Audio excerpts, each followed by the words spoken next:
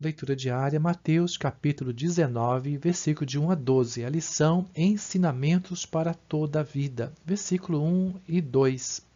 Tendo Jesus concluído essas palavras, partiu da Galiléia e foi para os confins da Judéia, além do Jordão. E seguiram-no grandes multidões e curou-os ali. Pela última vez, Jesus sai da Galiléia, indo para Jerusalém, onde concluirá sua missão, assunto da conversa com Moisés e Elias no Monte Transfiguração. Passa pela Judéia e sua fama atrai novamente grandes multidões, ávidas por curas. Versículo 3. Aproximaram-se dele alguns fariseus que o experimentavam, dizendo: É lícito ao homem repudiar sua mulher por qualquer motivo?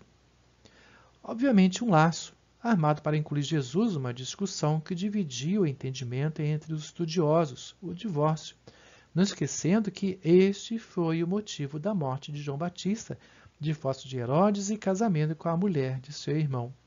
O problema é o qualquer motivo no verso 3 para o divórcio. Um grupo entendia que somente por adultério, que é a escola de Shammai, e outro grupo, a escola de Hillel, por motivos banais, como queimar comida quando do seu preparo. Versículos de 4 a 6.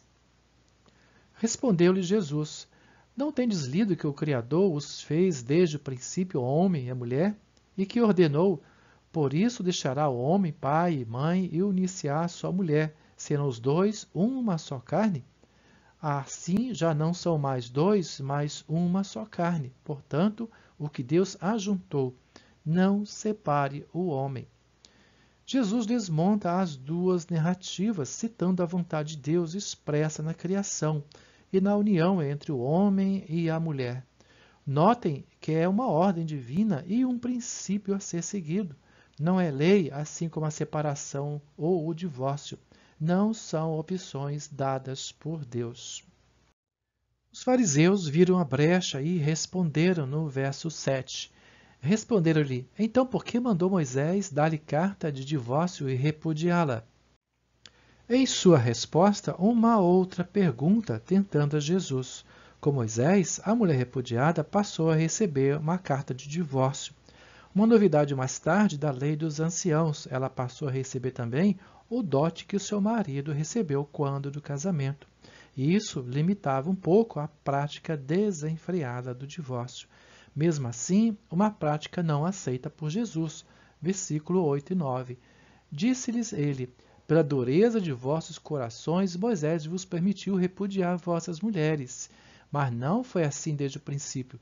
Eu vos digo, porém, que qualquer que repudiar sua mulher, a não ser por causa de infidelidade, e casar com outra, comete adultério.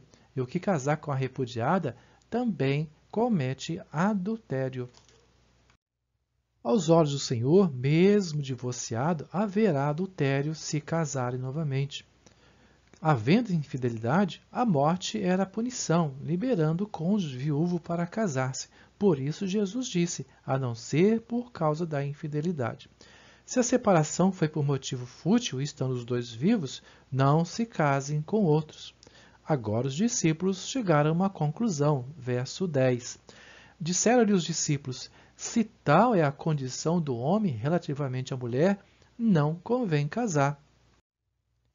A mulher, mesmo nos tempos de Jesus e por muitos séculos ainda, era desumanizada, era como uma coisa, uma propriedade dos pais e depois do marido. Comum ainda entre os árabes e a África, notadamente muçulmanos, e várias partes da Ásia hoje em dia. Desde o princípio, com Deus, homem e mulher têm o mesmo valor e o casamento, ponto alto em sua existência. Isso Jesus quer resgatar. A educação judaica dos discípulos emerge dessa declaração. Se casar com mulher que é rixosa e iracunda, melhor ficar solteiro e morar no deserto. Provérbios 21, versículo 19. São séculos de ensinamentos estremecidos por Jesus. Isto aterrorizou os discípulos, a posição inflexível de Jesus. Então, é melhor não casar, concluíram. Verso 11. Ele, porém, lhes disse: Nem todos podem aceitar esta palavra, mas somente aqueles a quem é dado. Qual palavra que nem todos podem aceitar? O casamento indissolúvel, dito por Jesus, e o não casar dos discípulos. Por isso, ele responde em 3 situações no verso 12.